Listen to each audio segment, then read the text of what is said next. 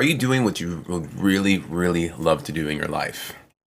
Good morning, everyone. I'm Veronica And Mendez, I'm Dr. Aaron Garcia. and we go live on Facebook and YouTube at 9 a.m. Pacific, except today Facebook's not working for some reason. And if you'd like to subscribe to our channel, click the click the thumbs up. It's a little rusty today, you guys. We had some technical difficulties, so it kind of threw us off. So you can go to the links below and subscribe. And if you feel like this video can benefit someone, please feel free to share it. And so today we're going to be talking about doing what we really love to do in our life and how we can do that. And you're watching Manifestation Mindset. And again, we are your hosts. And if you guys are watching with us live today here on YouTube, make sure that you guys subscribe to our channel, but also let us know where you're coming in from. If you have any comments, questions, you could put those here into the feed. Even if you're watching the replay, we'd love to hear any thoughts or comments from you, and we will get back to those comments as soon as we can. Before we get into our topic for today, we always like to start off the show with a bit of inspiration with our inspirational moments with Veronica. So inspirational moments is when I like to read something inspirational. Sometimes it's a quote from a book, a writing, or sometimes I like to pick cards. And today I'm going to read a little something from a book by Paramahansa Yogananda, and the book is called Journey to Self-Realization. And this is volume 3. And that's the book right there. And this paragraph, it's called We Are What We Think We Are. We are what we think what we think we are. The habitual inclination of our thoughts determines our talents and abilities and our personality. Thus, some think they are writers or artists, industrious or lazy, and so on. What if you want to be other than what you presently think you are? You may argue that others have been born with a special talent that you lack but desire to have. This is true, but they had to cultivate the habit of that ability sometime. If not in this life, then in a previous one. So whatever you want to be, start to develop that pattern now. You can instill any trend in your consciousness right now, provided you inject a strong thought in your mind, then your actions and whole being will obey that thought. Do not settle for a one-track mentality. You should be able to succeed in any profession or do anything you put your mind to. Whenever others told me I would not be able to do a thing, I made up my mind that I could do it, and I did. So that's today's inspirational moments. Put in the comments, let us know if you liked it. And that kind of goes and ties in with what we're going to be talking about today. Absolutely. So that's our inspirational moments with Veronica. Give us a thumbs up if you guys enjoyed that. And again, you guys can subscribe to this channel here on YouTube. You can find us here at the links on both Facebook and YouTube at Aaron and Veronica on Facebook. And if you go to aaronveronica.com, you'll go right to our YouTube channel. You guys can watch all of our previous videos and subscribe there as well. And so today we're talking about doing what you love. And this is something that Veronica and I have been working with for a few years now, where, and it showed in the inspirational moment reading for today, talking about how we get caught up into the habit, the societal habit of what we should be doing with our life. It's the old saying, you go to school, you get a job, start a family, and it's like, this is the routine that we all do. But a lot of that's been changing. And what we've started to discover is, what is it that we really, really wanted to do? And some friends of ours years ago took us through some exercises and asked us that question. And it was like, what would you really love to do if you have all the money, if you have all the resources? What would you really be doing with your life? And I don't think a lot of people really ask themselves that question. Yeah, and it's interesting, like, why do we do things that other people think we should do? Like, a lot of parents will say, hey, you should be a doctor, you should be this or that. And it's like, does that really sound like, oh, I would love to do that? Yeah. Like some people they'll follow whatever others tell them versus following their heart and in doing what their soul wants them to do, like what your soul really, really wants. So then that's why there's a lot of people that are so unhappy or just, they're just kind of going through the motions, but they're not really fulfilled with what they're doing in life. And sometimes you'll see people completely change their whole direction. Like they start off doing one thing, and then something happens where they're like, you know what, I'm leaving this and I'm going to do what I love. And that's when you see some of that sometimes. Yeah, and in this moment, we're talking about career at this point, but it's not just about career because you can go into any vocation. It doesn't matter what you're doing, as long as you enjoy it.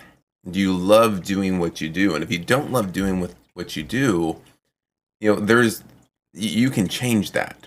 And a lot of people don't realize that they can actually change. They can change their career. They can change their work. They can go do something different. But there's also this concept of just what would you really love to do in your life, and it doesn't have to deal with money and what you do for a career, because you could be doing a job but still do all the things that you love to do. Is it, some people would love to travel and go see the world. Some people would love to learn and play instruments and perform in front of people, be artists. There's so many different things that we could do, but are you doing what you really love, and really sit down and think, what would I want to do in my life? Yeah. I was talking to my mom last night, and we were talking about ice skating because my daughter does ice skating, and she was saying, "Oh, I wish I would have done that before," because she's always wanted to try it, but she has like a bad knee, so she's almost afraid to do it because of her knee. But I told her we could put pads on you, put some knee pads, some butt pads, and you can go and try it. At least try it once. And but I think she's still a little hesitant for fear of getting hurt. So, and I think that's very common. Yeah. And why are most people not doing the things that they really, really want to do?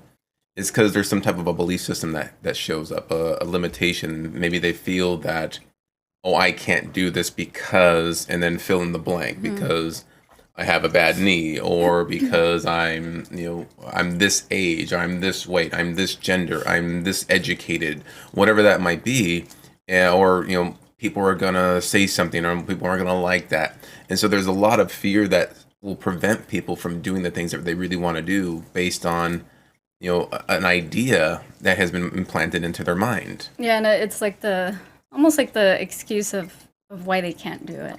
Yeah. But it's really like when you think about what really lights you up, what really makes you happy, brings you joy, and think about that, and think about even the talents that you already have, and maybe is there something that you would do and not even get paid for that you just love so much, and those are the things that you want to combine together, and maybe you can even start something new. And I think during the whole pandemic, people were doing that, and they were discovering new things, new talents, and just really doing things that maybe they didn't have time for before because they were working so much in a job that they didn't like.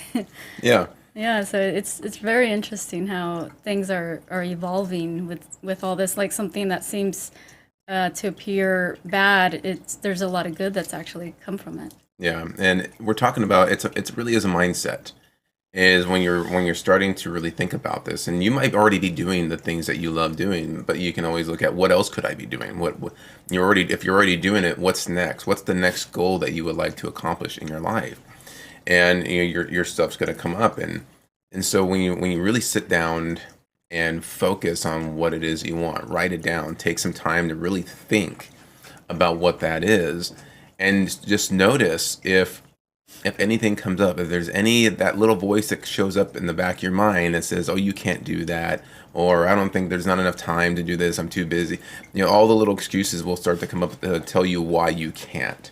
And we all go through this. Even we go through this. And it was years ago when we were making a big transition in our life, in our career, and direction that we wanted to do. And I was in a chiropractic practice, and we left that practice, and I could have easily have gone back, but I realized that I loved doing the work, but I didn't really enjoy the whole being in the office all day long. It was a repetitive process. I felt like there was something more. And I've gone back and forth in my mind. Like I could easily go back, but something bigger was calling to us, and we started to do things like we're doing now, is teaching these concepts, understanding how our emotions work, how to really create the life that we would love. And it's something that we really wanted to do, and we wanted to do that together. And that's how we started to design, our work and our teaching.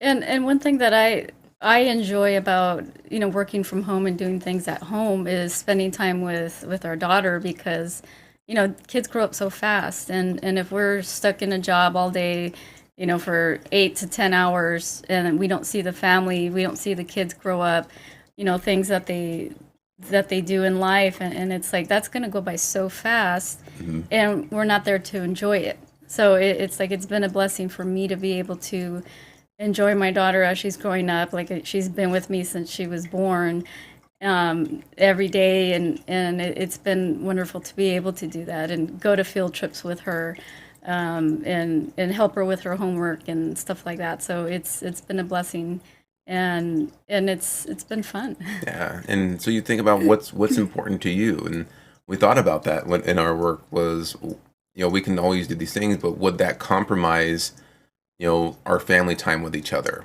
and so when we just started to design, what we really wanted to do is like, how can we work around that? Like we really enjoy time together and time with our family. And so if we're, like you said, if we're in the office all day long or in a job and we're there from like a 9 to 5, or my parents did that, and I hardly ever saw my parents during the week because I would be at school throughout the day. My dad wouldn't get home till like 6 o'clock at night. He traveled far, so he's always in traffic. My mom would start work like around 3, and she would go until midnight because where she worked, she would do the closing. And so it's like I was always in a transition to kind of see my parents. Maybe they were already gone by the time I got home. So, a lot of my schooling, I didn't get a chance to see my parents that much. So then, like, did you feel like, oh, they don't care because they never come to my games or stuff like that? Or did you feel like a sense of like, I wish they would be here? It was more I wish. It's like, almost like it wasn't like they didn't care. It was But you more understood that. yeah. Yeah. In sports, like when I saw all the parents showing up to their kids, my teammates' games or matches, and it's like I would have loved to have them be able to see more of that. I think my dad was only able to maybe make it to two to three things that I did through a whole high school. So you were older, but when there's like younger kids, they don't really understand that much. So maybe they felt like, oh, all these parents are here to see their kids, except for mine. And yeah, so it could be for younger kids that don't really understand that, maybe they feel like they're not loved, and that's again another message. So it's important to communicate that with the kids if you are in a 9 to 5, and say it's not that I don't love you, it's just I have to work, and maybe you could even take a day off just to go to one of the things that your child is doing. Like why not? You're only gonna have that opportunity one time, so why not do it? And we're not saying change your profession like right away, but could you make time? What are some other options that you could do to help spend that time if you have to be with what you're doing?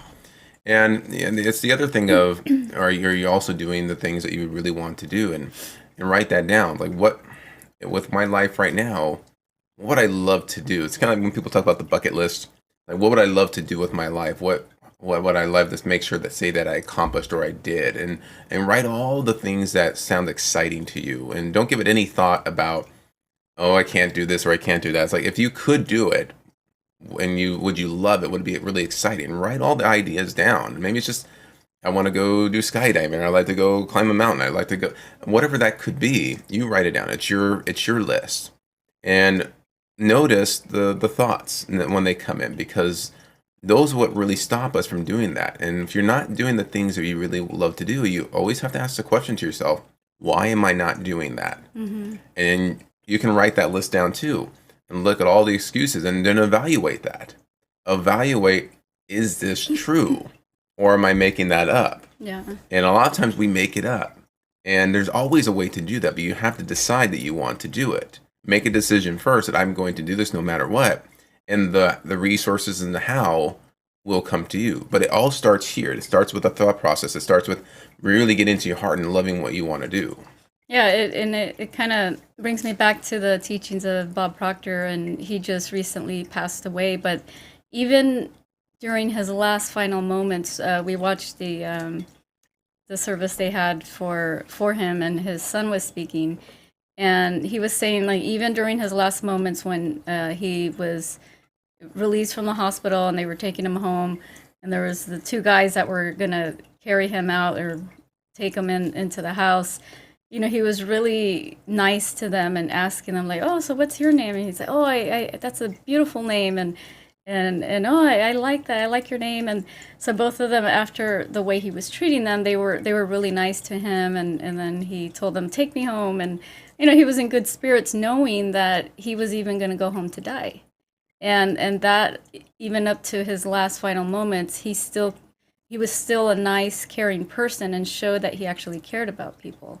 And it's like that's how all of us should be, is like treat others with kindness and respect, and especially the people that you love, and not just the people that you love, but those that come in contact with, like the people at the grocery store, the people that are helping you at the doctor's office, whatever it is, because then you make a big impact on those people, and it's like the ripple effect. So it's like leave that signature of caring for others. Yeah, and think about that is it's not always about doing things, but like we're talking about Bob, and even the things that I've tried to cultivate a lot over the last few years is like, who do I really want to be? And like, if I feel like I get bothered or upset by things, like I don't want to be that type of person, so I want to cultivate to be more kind, and be more generous and more giving, more loving. And those are things I've even been working with over the last few years, because it's really about who you are and who are you being. It's not the things always about the things that you're doing. It's like, who are you being while you're doing those things? Because in order, if you have a big goal, a big vision, a dream that you want to do, is you have to learn to be that person who's doing that. And that is the growth process when you have a goal or a vision or a dream, is you are going to grow in the process. You're going to learn new things. You're going to become a completely different person because you're working on a different frequency with that goal. It's like you're here right now. This is like at the maps at the mall. It's like you are here. You want to go here. And there's going to be steps that you need to take, and you're going to grow as a person. Yeah. And then once you get here, then this is this is where you are now. It's like the next level up. And you're going to always be climbing. And it's interesting because I observe people a lot. And the other day we were at a shopping center, and there was a homeless man with his shopping cart full of stuff all over. And then like a couple minutes later, I seen him walking with a lady, and they were walking to Pollo Loco. So my interpretation of that was that she told him like, "Hey, I'll go buy you lunch," instead of just giving him money. She was generous enough to say, "Hey, come on, let's go. I'll buy you lunch." And things like that. It really brings joy, because to me it's like, wow, that's like another human. Like whatever situation the guy's in, the lady was willing to help him, and being generous by buying him lunch. And I've seen that before also with some policemen. There was a homeless guy, same thing. They went and bought him lunch. They took him inside, and he got whatever he wanted. And then they told him, okay, like, we don't want you here hanging out at the restaurant, but if you can just go somewhere else. But they were generous enough to buy him some lunch, and I thought that was pretty cool. So it's little things like that really make a huge difference.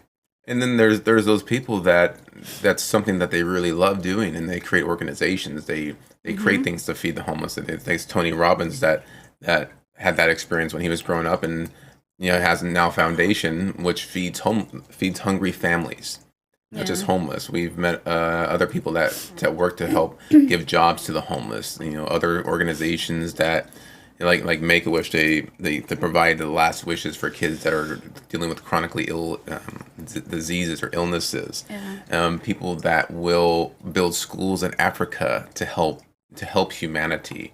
And so whatever that is for you, and everybody has their own vision. You may not want to do what somebody else is doing, but really think, what would you love to do? And it's not so much what would I think other people would like me to do.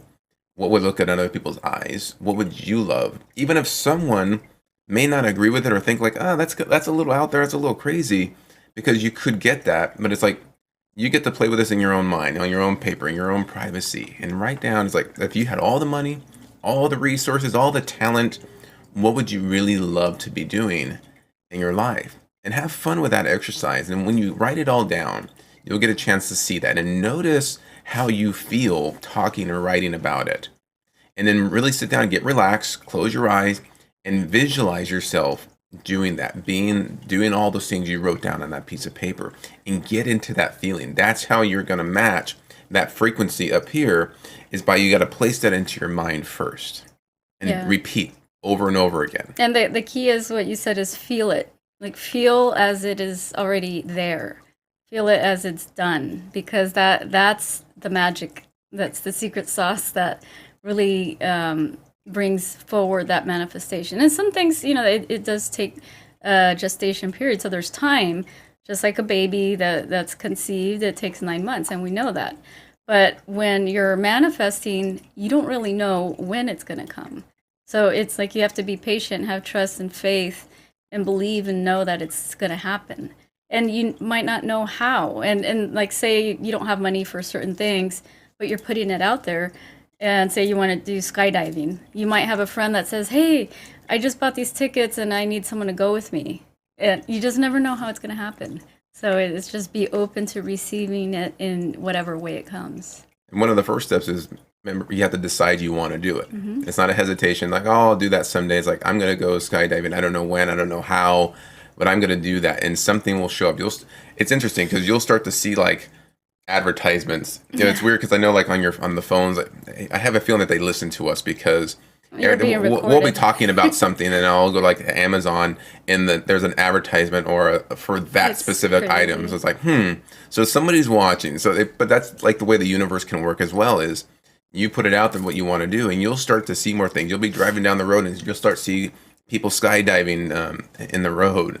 Yeah, but we're talking about skydiving, but that's one example, right? There's so many different things. You want to go and play with, you want to get a dog. And next thing you know, you start seeing that dog all over the place because you start to become aware of what's around you. So many opportunities, so much information going on. Is like when you decide on doing something, you put your whole focus and attention on that, and you'll start to look for it.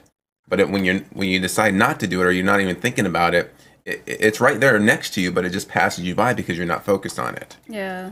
So speaking of doing things and stuff like that, Aaron and I were planning on doing a workshop. And, when we were trying to come up with the name of like what to call it, and we had a name called Let Go. And then like we started seeing Let Go everywhere. Like even on Bob Proctor's services yesterday, it was there again. Let go. Like someone was telling a story, and then Bob had told them, you know what? Let go. Let it go. So. And those are like confirmations. When you're doing things, you'll get signs like that. It's like, again, the universe is like conspiring with you. It's like, hey, come on, you can do this. And it's like, it's confirmation to know, hey, that's the direction that we need to go. And so we're going to do that workshop in April. We made a decision on the day that's going to do that. We're going to do that April 2nd. If you guys want to join that. So what's the concept of Let Go is, when we want to create and manifest things in our life, in order for us to change and move forward, again, you are here, you want to go here, we have to sometimes let go of things that are controlling us from our past, old conditioning, old beliefs, behaviors, events that have happened that still hold an emotional charge to us that can start to show up in our present time. And so letting go of things in order to move forward and create something new, that's what Let Go, this workshop, is going to be about. And that's what we've been doing. That's what we've been helping with our clients. And we would love to share that with you. If you guys are interested, we'd love to join that with us. Drop us a comment here into the feed. We're going to be posting links pretty soon here, and we'll let you know all the details about that. But let us know if you want to join us with that. And it's going to be online. Yeah, and here's the thing with when you're dwelling on something that happened in the past and all the bad negative experiences and like, boo-hoo me, this happened to me, you're only focusing on all the negative stuff that happened to you. So how do you expect to move forward and create a better life for yourself when you're giving all your attention to something negative, to everything bad that happened to you? It's like, let that stuff go, and then you're able to move forward with designing the life that you want. Like that's where you want to focus your energy, not on the past and things that were bad that happened to you. And people don't understand that. Yes, we are human and we have emotions, but it's retraining the mind to be able to do that. And that's what we're going to be teaching at this workshop, and helping you to let go of stuff or patterns, things that are still affecting you. But it does take a decision to make that happen. Yeah, and the peace that it will bring. We've done every time we're always looking at letting things go, and stuff will always show up. Especially if we're moving into that next phase of our life, our next goal, next vision is like more stuff's gonna come up. And so when we start to let things go, like the body becomes more still. It's calmer. We can think clearer. A lot of people will say when they release things, when we're working with them, is they feel more peaceful. They feel happier, even though their present situation is still the same, but their perspective on that has changed. They feel different about it, and things start to show up better in their life when that happens. Yeah, so it's going to be a great workshop, and we hope you can see us there and join. And we're going to make it affordable for everyone, and that way there's no excuses. No excuses, but decide you want to do that. Make a decision, and the money will come. Yeah, and it's something that we learned too, is when we decided, like, we really wanted to put on workshops and teaching. This show, us doing live streams, was part of that vision that we wanted to do years ago. And it was scary, trying to go out there like, oh gosh, we've never done anything like this before. We didn't know the technology. It was like back in 2017 when we were meditating and something said do a live show, and like we had no idea. And yeah, was it stiff at the beginning? Absolutely. Very polished, trying to be professional, and over time we got more relaxed into that, and things change and we evolve, and it's been fun. And we stopped for a little bit, and I realized how much I miss doing that, because I love sharing this information with you guys. I love our own personal growth journey, and to be able to share that with you and to help people to let go of things and to grow. That's been really, really fulfilling for us. Yeah, and by sharing some of our experiences that we've had with you, it's kind of it's also, it helps us to grow as well, because it's like we're not holding on to that. We're being an open book and sharing things that have happened, our lessons learned, and so it's good for us, and it's good for you as well, and whoever's watching. So it's been a great experience to be able to do this. Yeah, and it's been interesting over the last few years, the people that we have got an opportunity to meet because we do these shows. Some really great people, built great relationships. We've been given opportunities to do different things, go places. We were part of a filming of the world's greatest motivators, and that was because we were putting out there we would love to be able to meet and speak, talk with Bob Proctor, who is, we consider our mentor, even though we haven't personally worked together, but we studied his teaching for such a long time. Mm-hmm. And it just so happened one day that, Veronica gets an email, and we were following Bob Proctor, another lady named Mary Morrissey, who's in the transformational field, and we love both of their work. And they were going to be doing a filming together, and it was actually local here in California, which wasn't too far from us, and even the price was right to go. Yeah. And it was also involving Les Brown, who's a great motivational speaker around, and one of our friends, David Meltzer. So it was Sugar Ray Leonard, the boxer, he's also a motivational speaker. So it was awesome. Like it's like I got the email, I showed Aaron, I said I made the decision. I'm like, we're going.